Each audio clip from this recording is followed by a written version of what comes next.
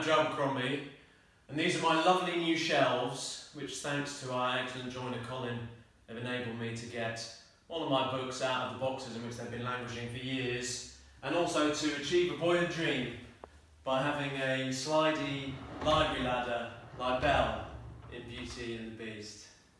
Over here on the right we have what is probably the world's foremost collection of Joe Abercrombie books. In fact, I think I'd be a little bit scared if anyone had a bigger one than this. The newest arrival is my forthcoming book, A Little Hatred, which is the first in a new trilogy called The Age of Madness. Isn't it beautiful? And it takes place in the same world as my first law trilogy. I was always a little bit frustrated by the fantasy I read as a kid, which seemed to take place in these kind of medieval sandboxes where the world never progressed. And so in this book, the world is moving into a kind of industrial phase, and a new style of people, investors, inventors, engineers, are becoming more and more powerful, and there's a social and industrial revolution on the way.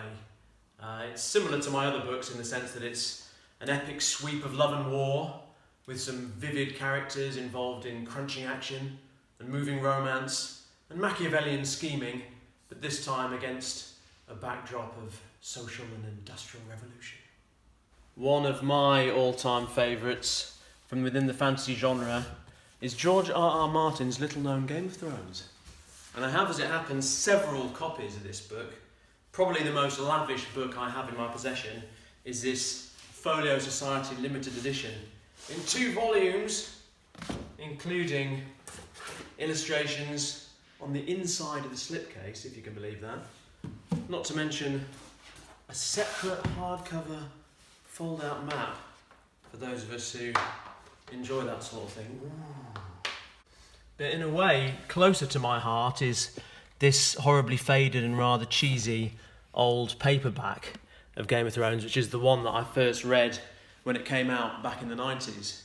This was a really important book for me because I think before this I'd always thought of fantasy as kind of shiny and heroic and perhaps in the end a little predictable.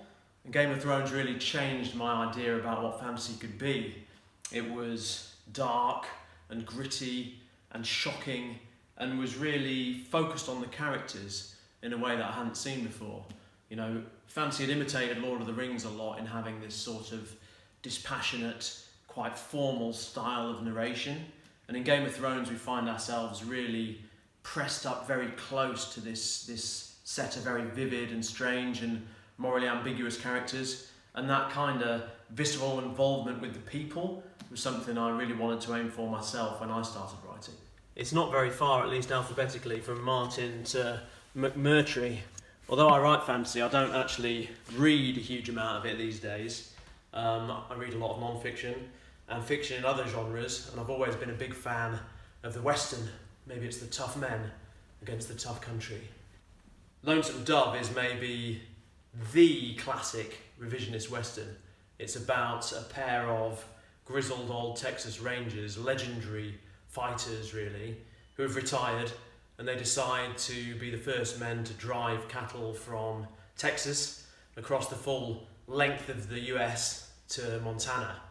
And this is the story of the strange people, the deep relationships and the weird misadventures they have along the way. It starts almost as a comedy and ends up as a really moving and affecting tragedy.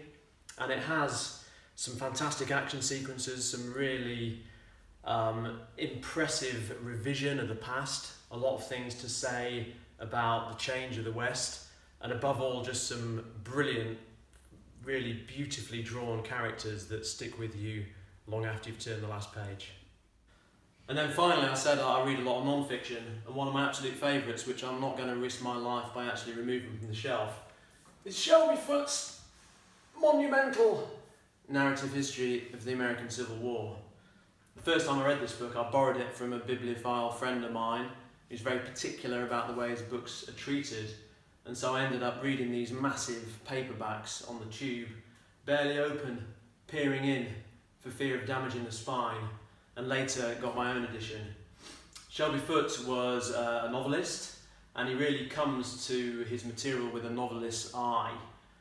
It's a really huge and wide-ranging account of the American Civil War that focuses on the military aspects, on the battles, the generals, the soldiers from both sides, but also dips widely into the wider society, the diplomatic, the political, the economics, and it's a fascinating, huge tapestry that he weaves, full of fascinating characters, amazing anecdotes, details and events that really have to be read to be believed.